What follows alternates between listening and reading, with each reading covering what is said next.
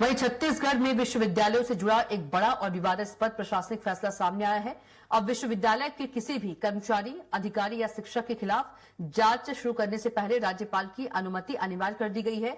राजभवन की ओर से जारी इस आदेश ने राजनीतिक हलकों में हलचल मचा दी है। विपक्ष इसे राजभवन का राजनीतिक हस्तक्षेप बता रहा है, जबकि सरकार इसे प्रशासनिक आवश्यकता करार दे रही है। हमारी पूरी रिपोर्ट में देखिए। राजभवन से जारी आदेश के मुताबिक विश्वविद्यालयों में काम करने वाले कर्मचारियों, अधिकारियों, असिस्टेंट प्रोफेसरों और प्रोफेसरों के खिलाफ किसी भी तरह की शिकायत पर जांच शुरू करने से पहले अब राज्यपाल की स्वीकृति जरूरी होगी। अब तक की व्यवस्था में कुल सचिव स्तर तक में मामलों में राज्यपाल निर्णय लेते थे, जबकि अन्य मामलों में राज्य सरकार को अधिकार था। लेकिन नए आदेश के बाद विश्वविद्यालय से जुड़े सभी मामलों में निर्णय का अधिकार सीधे राज्यपाल के पास चला गया है।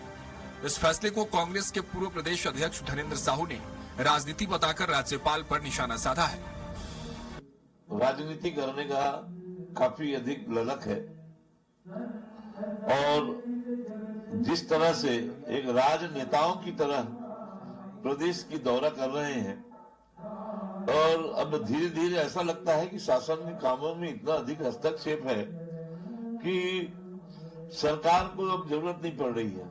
अब सीधा राज्यपाल महोदय जी इन कामों में हस्तक्षेप कर रहे हैं। बेहतर होता कि बहुत सारे विधेयक आज उनके दस्तखत के लिए पड़े हुए हैं।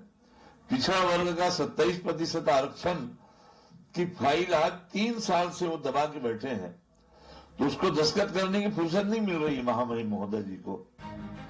लेकिन सरकार ने विपक्ष के आरोपों को सिरे से खारिज कर दिया है। उप मुख्यमंत्री अरुण साव ने कहा कि यह फैसला पूरी तरह प्रशासनिक है। उन्होंने स्पष्ट किया कि राज्यपाल विश्वविद्यालयों के कुलाधिपति होते हैं और इस नाते वे विश्वविद्यालय के सर्वोच्च प्रशासनिक अधिकारी हैं। ऐसे में उनके विवेक से लिया गया यह निर्णय नियमों के अनुरूप है। देखिए, अनेक बार प्रशासनिक निर्णय होते हैं।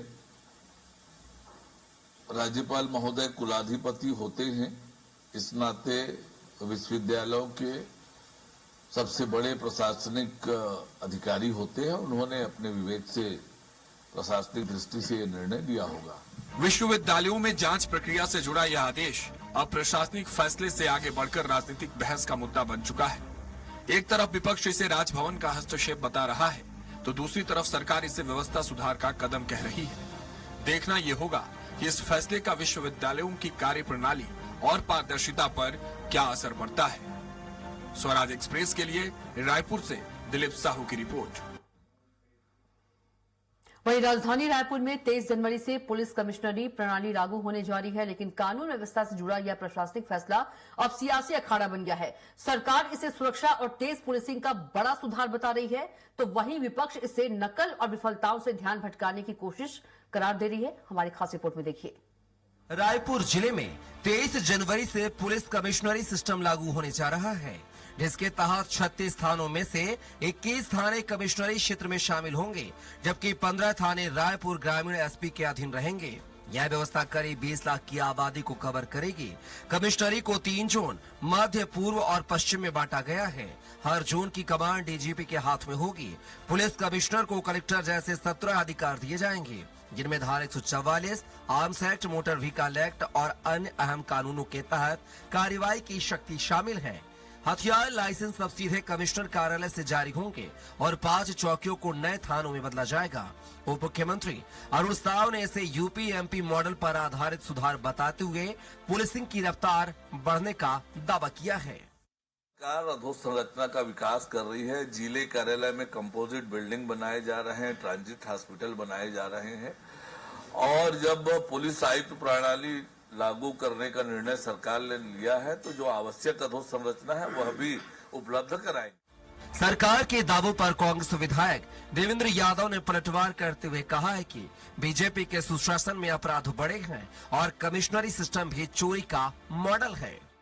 जो कमिश्नर प्रणाली महाराष्ट्र के तर्ज पर करनी थी, उसकी जगह ये दूसरे तर्ज पे कर रहे हैं, मध्य प्रदेश के तर्ज पे कर रहे हैं, जिसमें पूरी शक्ति विभाग के अधिकारियों के पास नहीं मिलेगी।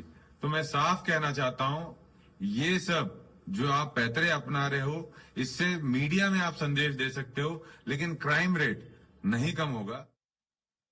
विपक्ष के आरोपों के जवाब में बीजेपी नेताओं ने कांग्रेस को विकास विरोधी बताते हुए कहा है कि सत्ता में रहते हुए कांग्रेस ने ऐसे सुधारों पर कभी पहल नहीं की, जबकि मौजूदा सरकार नागरिकों की सुरक्षा को प्राथमिकता दे रही है। 5 साल जनता ने छत्तीसगढ़ में इन्हें पूर्ण बहुमत दिया था, तब मूक बधिर जैसे बैठे हुए थे, तब याद नहीं आई कौन सी कमिश्नर प्रणाली लागू करना है। माननीय विष्णुदेव साय जी ने प्रदेश की सुरक्षा और यहाँ के नागरिकों की सुरक्षा के लिए पुलिस कमिश्नर प्रणाली लागू की है और सुधार की आवश्यकता होगी तो वो भी करेंगे। ये मूक बधिर लोग चिंता न करें। कुल मिलाकर जिस कमिश्नरी प्रणाली को सरकार कानून व्यवस्था का मजबूत हथियार बता रही है, वही अब सत्ता और विपक्ष के बीच नई राजनीतिक जंग की वजह बन गई है। आने वाले दिनों में यह बहस और तेज होने के आसार हैं। स्वराज एक्सप्रेस के लिए रायपुर से दिलीप साहू की रिपोर्ट।